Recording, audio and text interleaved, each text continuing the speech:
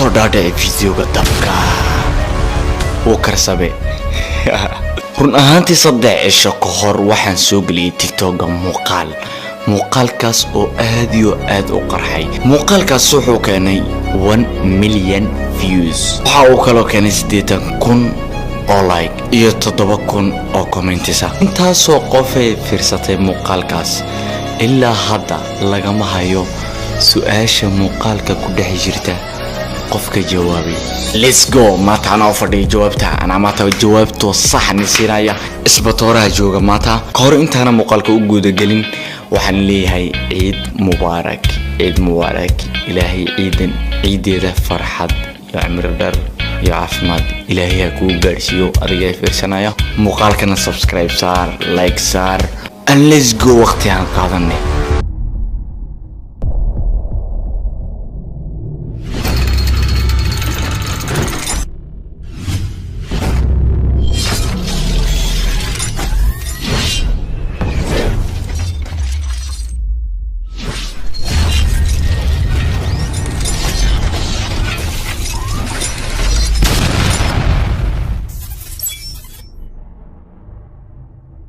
horta run ahaantii qaar baaba garanayeen sheekada oo sheekadu waa maxay ku haya waayo dad waxa iska jira YouTube ka fiirsada oo TikTok ka fiirsan oo ka sheekada degdeg ah niga dhaco. sawirkan aad u jeedin sawirkan waxa ka qaaday gabadhan odayga ayaa ka qaaday. odaygu isla markii uu sawirka sida uga qaaday dibadda ayuu baxay. dibadda isagoo jooga iyo bal isdhahay sawirka ha fiirsatid. sawirka markuu sida u fiirsatay isdhahay sawirkii waxba ka dhaxarkay. isla markii oo waxaas ka dhaxarkana waa uu baxay. islaantiisa ayuu ku noqday waa uu dilay nafta ayuu dhaafiyay. ninkii waa la xiray kabacdi marka la xiray askarigii waa weydiiyay waa maxay sababta aad islaantaada u dishay ama waa gabadha. ninkii askarigii ayuu tusay sawirkii wuxuu ku yiri sawirkan fiiri. kabacdi askarigii markuu sida sawirka u arkay waa uu iska fasaxay wuxuu ku yiri dambi dambiile ma tihid waad fasaxan tahay. marka waxa la isku haystaa sawirkan maxaa ku dhex jira arrinkan qarsoon ee sawirka ku dhex jira waa maxay. horta run ahaantii 2 qof ayaa si fiican uga jawaabay su'aashan ama waa arrinkan qarsoon ee muuqaalkan ku dhex jira. labada qof commentiyaasha iyo ku dhex jiraan bal haan fiirino commentiyaasha. okay commentigan ugu horeeya socdaal bay niyada ku haysa. okay Aisha Aziz iyo commentiyaasha soo gashay bal haan fiirino waxay soo qortay nin waalan oo ahaa. Aisha Aziz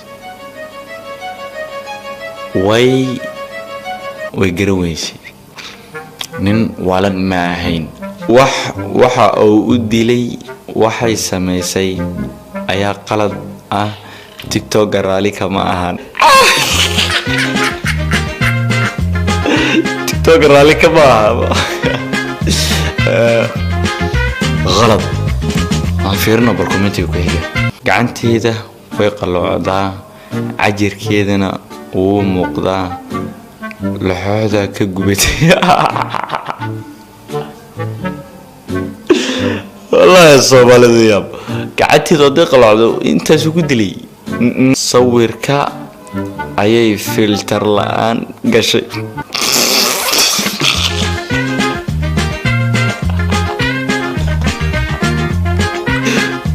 sawirka filter la'aan okay omega codkaaga dareen gooniya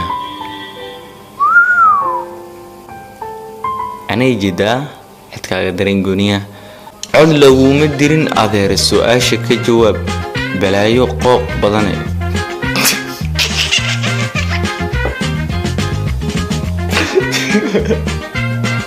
والله كومنت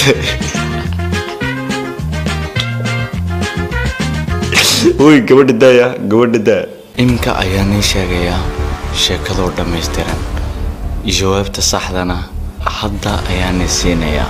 laakiin la soco sheekadu waa ay isku xiran tahay macnaha hadii hadal yar hadii uu ku dhaafo sheekada dhan ma fahmaysid.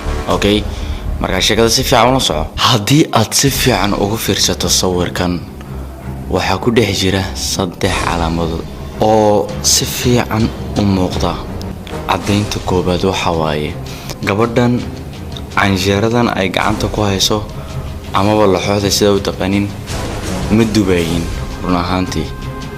haddii aad u fiirsato dheriga ay wax ku karinayso dabka dhanba ma shaqaynayo. halkaa waxaa nooga cad in ay iskaga dhigayso odagayga qof canjeero dubayso kale. caddaynta labaad waxa waaye haddii aad u fiirsato gabadhan oo bila surwaal, macnaha surwaal la'aan iyo fadhida, waxaad isleedahay tan caddayn maaha, iska dhacdaa in ay bila surwaal noqoto ay odagayga ayaa la jooga. sheekada la soco inta ay dhammaanayso. caddaynta saddexaad waxa waaye gabadhan waxaa agyaala dhar. kulley ilaa hadda si fiican umana fahmin ee qisadan kuu bilaabay. odagaygu markuu gabadhan oo sawirka ka qaaday dibadda ayuu u baxay. sidaa markuu u furay telefoonkiisii sawirka ayuu zoom soo dhahay, macnaha iska daawo quruxda islaantaada ayuu islahaa. markuu zoom soo dhahay wuxuu arkay gargarihii canjeerada ay ku duwaysay oo bilaadaba. wuxuu dhahay hey, gargaro bilaadaba sidee canjeero u duwaysaa? isla markiiba haddana wuxuu arkay gabadhii oo bila surwaala. haddana wuxuu arkay dhar ayna lahayn oo hooriya yaala. dharkaas iyaduna male, isaguna male. wuxuu isdhahay dharkan iyaa leh. isla markiiba waa uu caymaday. intuuna gurigii oo gaadhin sheedaa markuu soo socday iyuu arkay nin kasii baxaya guriga. isla markiiba waa uu fahmay, waa uu galay gurigii. islaantii ayuu nafti dhaafiyey waayo wuu xanaaqsana. waa la xidhay ninkii. markaa la xidhay ee la weydiiyey maxaad u dishay islaantaada, sawirka ayuu tusay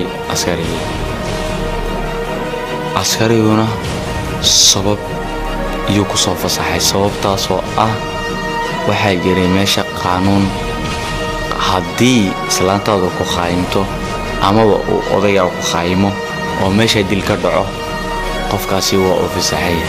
qaanuunkii daraadii ayaa lagu soo fasaxay. qisaduna intaasay ku eg tahay. labada qof ee soo jawaabeen qofka ugu hore wuxuu yiri sababta waa khiyaano. ninkeeda ayaa khiyaantay. surwaal cad ayaa meesha yaalo oo nin kale leeyahay. burjiga ee wax ku duwaysana maba shidna. qofkaasi waa uu gartay. qofkan kala dhahay waarun waa surwaal la'aan, weliba waxaa yaala surwaal odagayga, yacni way khiyaantay.